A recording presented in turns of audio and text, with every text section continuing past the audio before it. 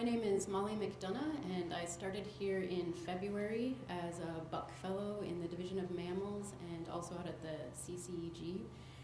And I'd like to share with you today some of the gerbil projects that we have going on in an attempt to understand the evolutionary processes that have resulted in the diversity for this group.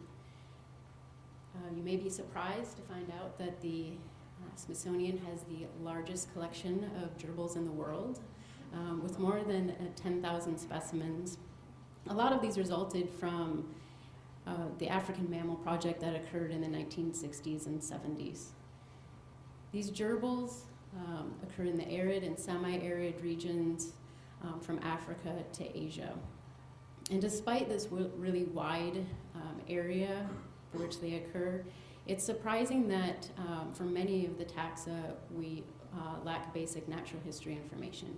In fact, the IUCN Red List suggests that 1/3 of the taxa are data deficient. And for phylogenies, only 10% have been included. This group includes 16 genera with more than 100 species. However, these numbers have historically been in flux due to the high amount of morphological convergence that occurs in this group. 10 of the 16 genera are monotypic with only a single species. And so most of the diversity really just occurs within 4 or 5 genera. And so these are the groups that we're really interested in studying. And so for the first attempt at looking at the evolutionary patterns, we focused on the genus Gerbiliscus, focusing on the southern African forms.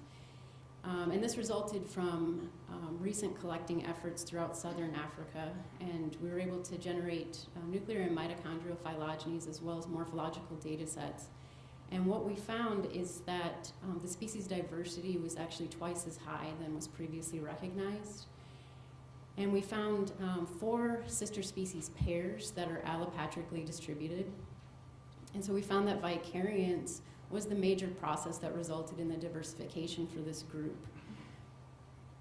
And this resulted from isolation of populations to refugia due to population contraction.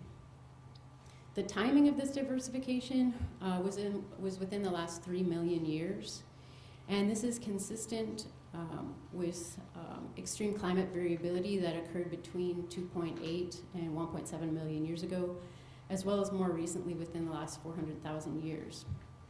We think that these processes are occurring in other gerbil taxa, and so we have shifted our efforts to the most speciose group of gerbils, the Pygmy Gerbils, which contain at least 60 species.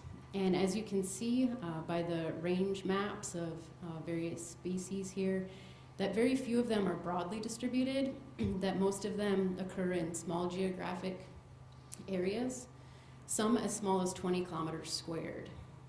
And so here we're trying to construct a phylogeny to look at the timing of the radiation of these species related to the timing of the expansion of the Sahara.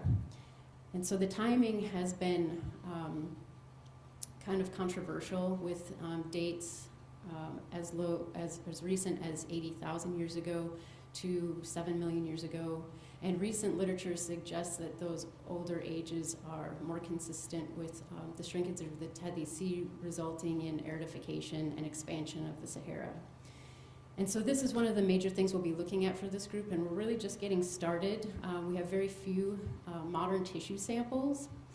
And so we're leveraging these historical samples collected in North Africa and the Middle East to get DNA out of the museum specimens, and then using gene capture techniques to estimate the phylogenies. And this is working out really nicely. I don't have a tree for you yet, but this technique is working out so well that we're expanding it to capture other DNA, specifically DNA viruses from gerbils. And the virus that we're most interested in is orthopox viruses, in particular the variola-like viruses for which smallpox is a member. If you look at this kind of collapsed orthopox tree for mammals, you can see that the smallpox virus is most closely related to viruses from arid-adapted taxa, specifically camels and gerbils.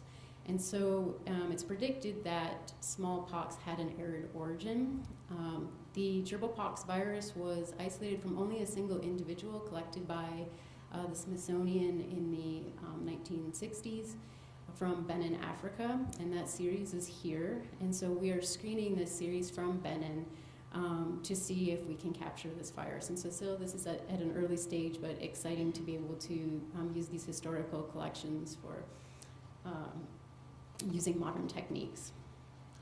So hopefully, in this short amount of time, I was able to introduce you to gerbils as a great system for understanding patterns of biodiversity in these arid and semi-arid regions, and that they are helping us to understand some of the historical processes, especially in southern Africa, in relation to the timing of savanna expansion, and also for understanding the origin of smallpox. Thank you.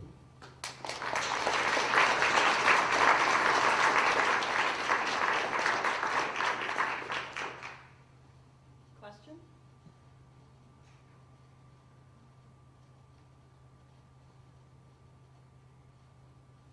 Gerbils are not hamsters.